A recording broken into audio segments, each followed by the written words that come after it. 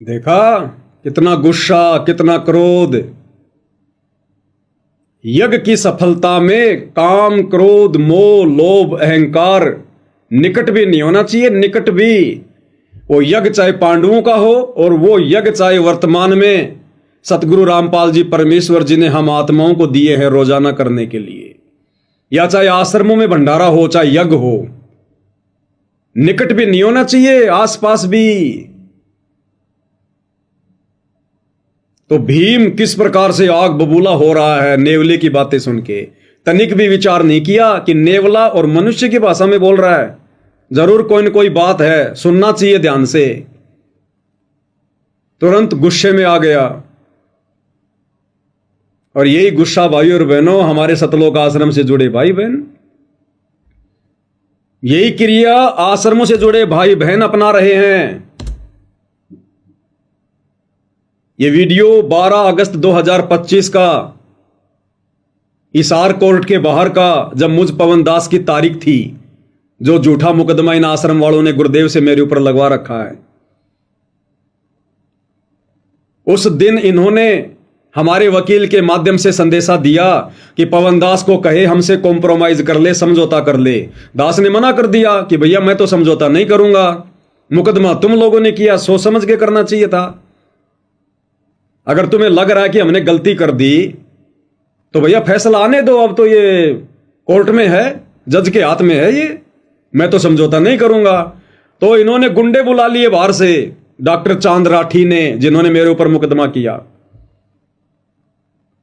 बसंत सैनी को बुला लिया। बसंत सैनी गांव गांद्रा, जिला रोहतक, हरियाणा वाला, हिसार में रहता है।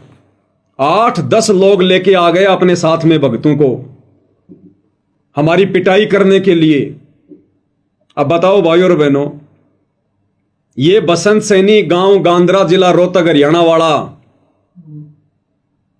जिसने उस दिन हिसार कोर्ट के बाहर पेट्रोल पंप पर हमला किया भक्तों के ऊपर, दास तो इनके हत्थे नहीं चढ़ा। दास तो किसी पुलिस वाले के साथ था, इसलिए उसके साथ में दास उसकी गाड़ी में बैठ के चला गया। पीछे से 2 भाई थे, जयपुर से मनोज जी और राजस्थान के दौसा के महुआ से मुकेश जी, वो मेरे साथ गए हुए थे। उन दोनों को इन सारनामी लोगों ने, सतलोक आश्रम वालों ने, इस बसंत सैनी ने, जो बसंत सैनी सतलोक आश्रम धनाना में, मुंडका में, सिंहपुरा में जो पाठ करता है, गरीबदास जी की वाणियों पर बैठकर पाठ करता है, देखो किस प्रकार से इन भक्तों की पिटाई कर रहे हैं। तो गुस्सा, अहंकार, ये तो इनकी नाक के ऊपर है। देखो ये नीली शर्ट वाला, नीली टी शर्ट वाला, ये बसंत सैनी, ये कोड़ियों से मार रहा है। ये भक्तों को सार नाम देता है, उस आश्रम में भक्तों को सार नाम। और यहां देखो किस प्रकार से भक्तों को जानवरों की तरह पीट रहा है। तो भाई और बहनों, कैसे इन आश्रमों में की जाने वाली यज्ञ सफल होंगी? अरे युधिष्ठिर में तो जरा सा अहंकार आया था, उस अहंकार के चलते भी उसकी यज्ञ संपन्न नहीं हुई। और ये लोग यज्ञ करने वाले, पाठ पर बैठने वाले, लोगों को सारनाम देने वाले बसंत सैनी जैसे हमारे भगत, ये भक्तों को सरेआम मार रहे, पीट रहे रोड पर। तो सोचो इनके आश्रमों में जितनी भी धर्म यज्ञ होती हैं, वो चाहे कबीर जी का प्रकट दिवस हो, चाहे संत रामपाल जी का अवतरण दिवस हो, चाहे गरीबदास जी का बोध दिवस हो, चाहे दिव्य धर्म यज्ञ दिवस हो, चाहे निर्वाण दिवस हो, कुछ भी हो, इनका कोई यज्ञ सफल नहीं है। कोई भी यज्ञ इनका संपन्न नहीं होता है। सारे यज्ञ इनके आधे अधूरे। भक्तों के दान का पैसा निष्फल, बेकार, ज्योति पाठ का पैसा गटर में जा रहा है। भाई और बहनों, ये भक्ति विधान से तुम्हें बताया जा रहा है। मैं पवन दास को अपनी तरफ से कुछ नहीं बता रहा, इतिहास गवाह है, इतिहास। युधिष्ठिर में तो जरा सा अहंकार आया था, लोगों की मान बढ़ाई से भरी बातें सुनकर। और यहां इन आश्रमों में पाठ करने वाले, पाठ पर बैठने वाले, गरीबदास जी की अमृतवाणियों को पढ़ने वाले, ये बसंत सैनी जैसे सारनामी लोग भक्तों को कैसे रोड पर कोड़ियों से मार रहे हैं। तो सोचिए कैसे ऐसे लोगों के द्वारा की गई यज्ञ संपन्न होगी। गुस्सा इनकी नाक पर।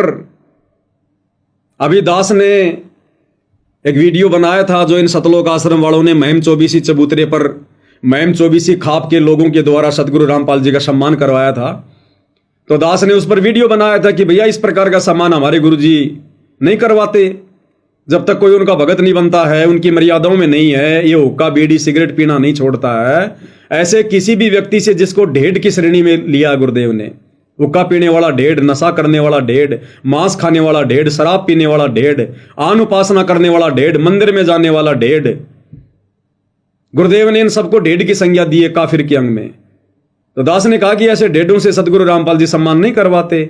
इस बात से आग बबूला हो गए और उन खाप पंचायत के प्रधानों के साथ मिलकर ये सतलोक आश्रम वाले कॉन्फ्रेंस कर रहे हैं। और कॉन्फ्रेंस में कौन कौन बैठे हैं? विकास सिंहपुरिया, चांद राठी, हरियाणा का स्टेट कोऑर्डिनेटर अमन गोदारा, मुख्य लोग। और क्या अपने विचार व्यक्त कर रहे हैं भाई और बहनों, इनके शब्द सुनना। कह रहे पवन दास अगर हमारे खाप पंचायतों की बेइज्जती करेगा हमारा रंग बदल जाएगा, हमसे बर्दाश्त नहीं होगा। इन आश्रमों में धर्म यज्ञ करवाने वाले भक्तों के विचार हैं ये, ध्यान से सुनिएगा एक एक के। और जब भाई पवन तेरा जी कर रहा है ना ज्ञान चर्चा ने, तो नू खाप ने बदनाम ना कर, बात बिगड़ जाएगी। तेरा जी कर रहा तू हमारी गल बात करे, और भाई किसी भी प्रकार से 1% भी चौबीसी खाप और महाराजिया का अपमान बर्दाश्त नहीं करा जाएगा। भाई हम इतनी आवारती बर्दाश्त कर सका जब ती बात हमारे ऊपर है, और जब हमारी खाप पर हमारे भाईचारे बात आओगी तो भाई रंग बदल जाएगा और दिक्कत हो जाएगी। पवन तने को समस्या है, तुम्हारा फोन नंबर ले, तुम्हारे दोरा तुम्हारे तक बैठ कर बात करे।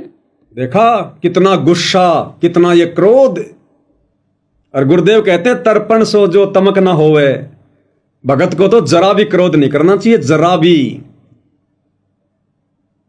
परमात्मा कहते हैं मन लाग्यो मोरो यार फकीरी में।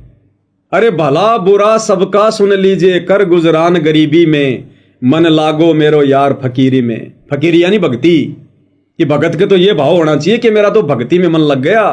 अब चाहे कोई मेरी बेइज्जती करे, चाहे मेरी खाप पंचायत की बेइज्जती करे, चाहे कुछ भी करे, बस मैं तो भक्ति में मगन हूं। और ये लोग, हमने सच को सच कह दिया, उक्के पीने वाले को ढेड कह दिया, जो गुरुदेव ने कह रखा है, तो इनको मिर्ची लग गई। और अपने भगत की बातों का समर्थन ना करके, अपने भगत भाई बहनों की उन बातों का, जो बातें गुरुदेव ने सत्संगों में कही, उनका समर्थन ना करके, और हुक्का पीने वालों की बातों का समर्थन कर रहे हैं ये सारनामी लोग, जो इन आश्रमों में तुम्हारी यज्ञ करवाते हैं, तुम्हारे पाठ करवाते हैं, और कह रहे रंग बदल जाएगा, रंग, बात बिगड़ जाएगी पवन दास।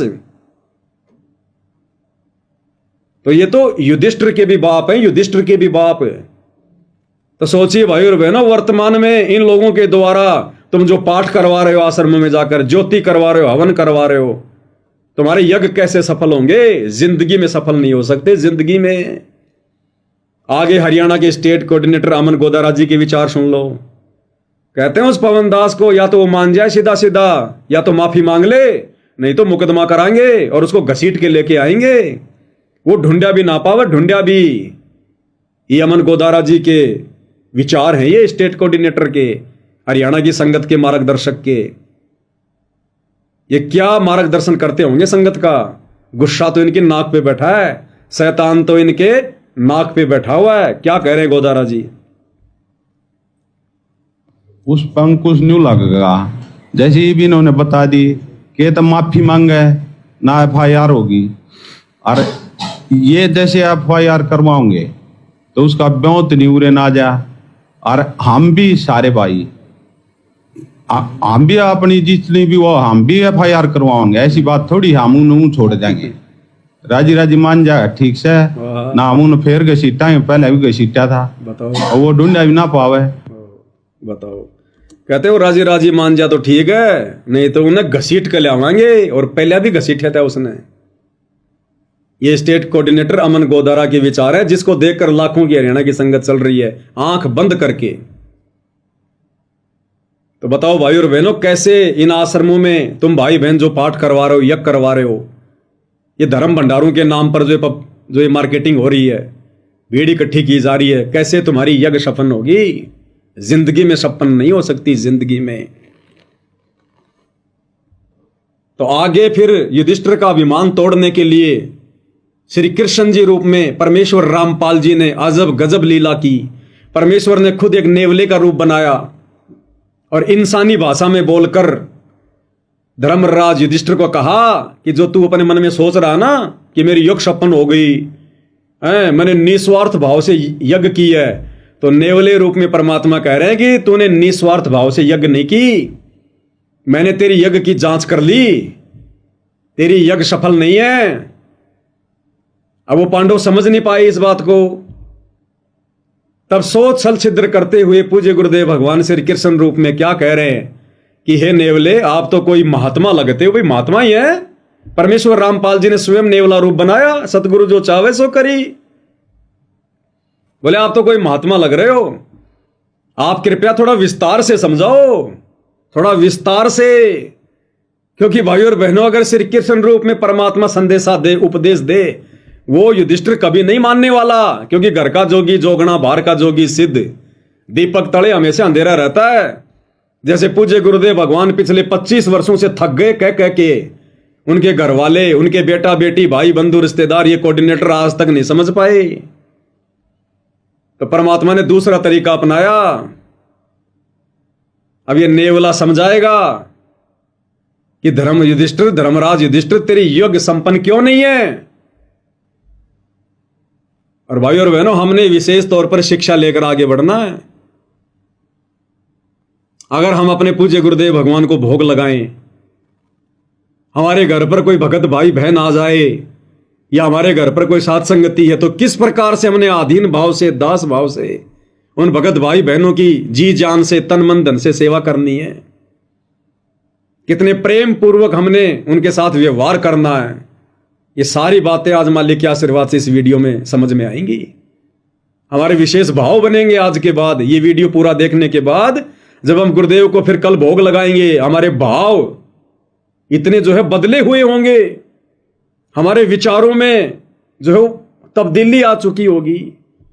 हमारा जो नजरिया है भगत भाई बहनों को देखने का, उनकी सेवा का, वो चेंज हो चुका होगा आज के इस वीडियो के बाद, यदि मालिक ने दया करी तो। अब नेवले के रूप में परमात्मा उसको एक कहानी बता रहे हैं। कहानी परमात्मा नेवले के रूप में कह रहे हैं कि मेरा आधा शरीर सोने का है। और वो आधा शरीर सोने का क्यों बना?